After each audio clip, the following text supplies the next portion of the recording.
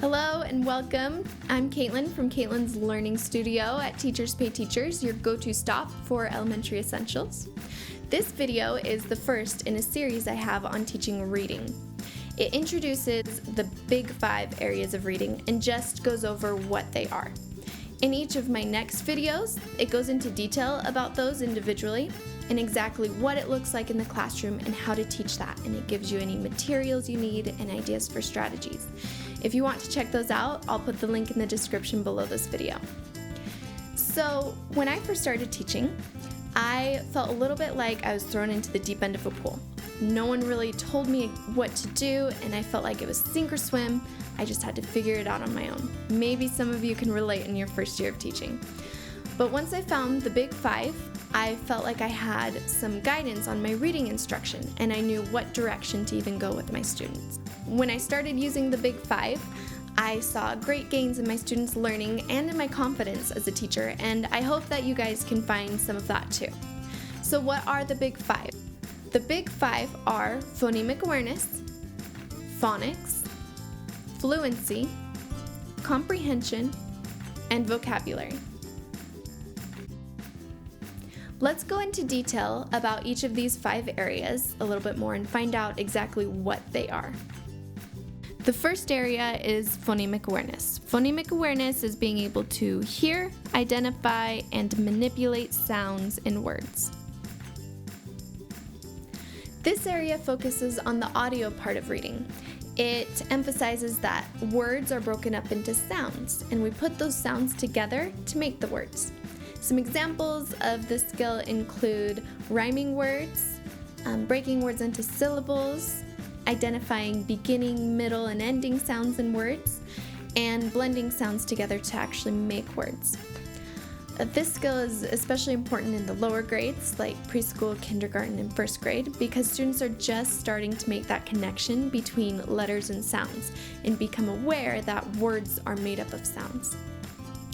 Studies have shown that this skill is one of the #1 predictors for reading success later on, so it's very important to make sure that students have a solid foundation in this skill. The second big 5 area is phonics. Phonics is the connection between letters and sounds.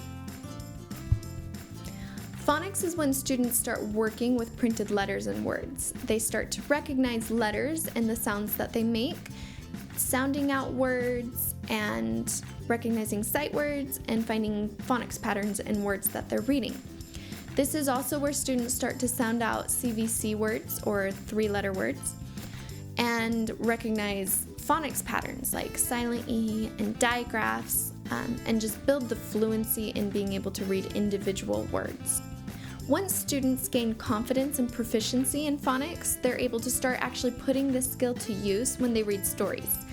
So when they have books in front of them, they're able to sound out the words and start to experience that thrill of learning.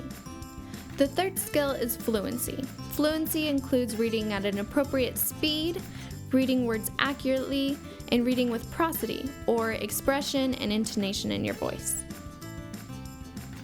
Fluency is when the act of reading really starts to click for students. It's when they can start reading through sentences smoothly and they don't have to labor through sounding out each and every word. Fluency is not just reading fast, it's reading like we're having a conversation. So having natural phrases in your reading at a speed that you would normally talk at, and reading with expression and emotion. There are 3 aspects to fluency, and they are speed, accuracy, and prosody. So with speed, it's important for students not to read too fast because then comprehension is lost, and they're not paying attention to what they're reading. If they start reading too slow, they can lose engagement and get bored and not have fun reading.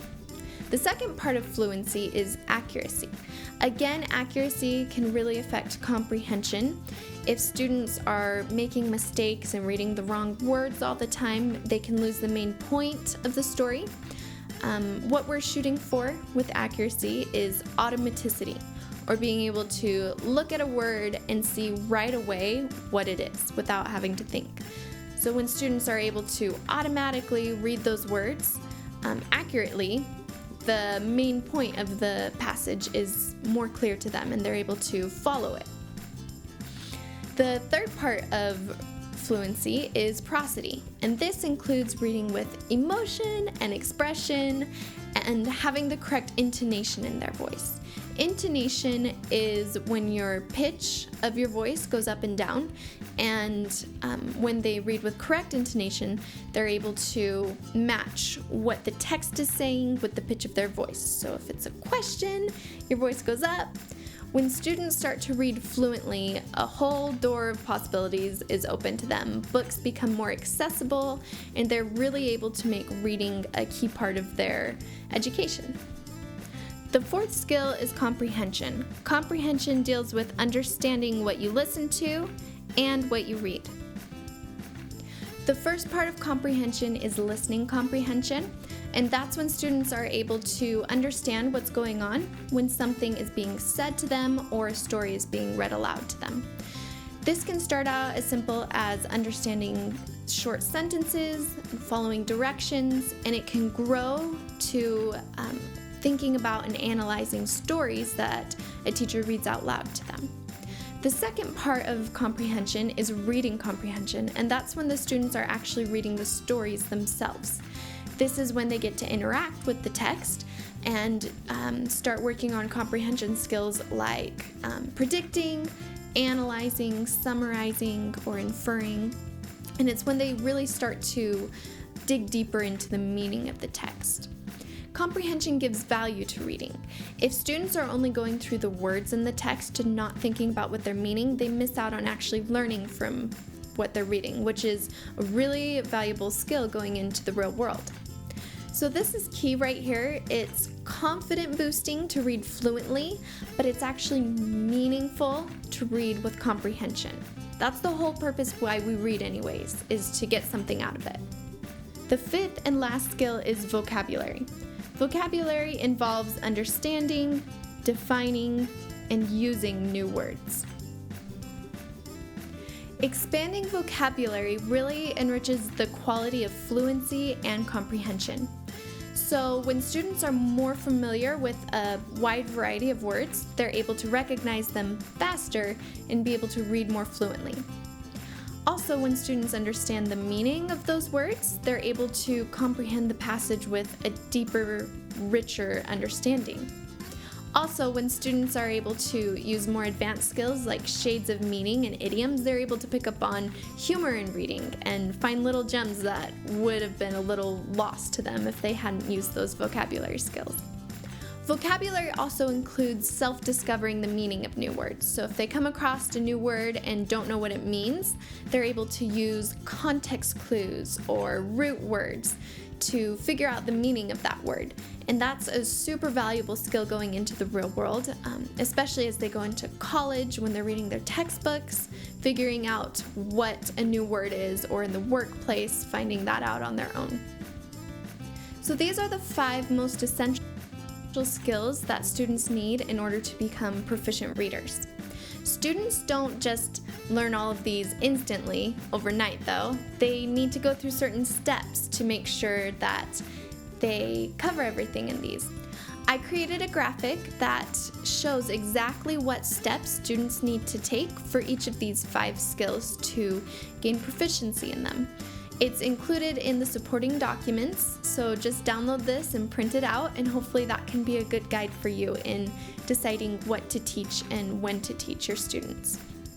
If you're interested in finding out exactly how to teach these skills and what it looks like in your classroom, check out the rest of the videos in this series where I go over in a lot more depth and give real-life video examples of me teaching each of these little steps in the Big 5, and it includes all of the materials that you need to implement it in your classroom so you can just watch, print, and teach the very next day.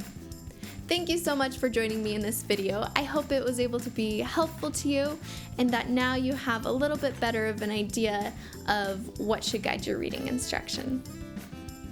When I first started teaching, I really didn't know what I was doing. Personality. Yeah, I have no personality. just start over. Okay. Wait, do you want to be on camera with Mama? Mwah, Dixie. Star. Oh my gosh, guys. Ah, that was good enough. All right.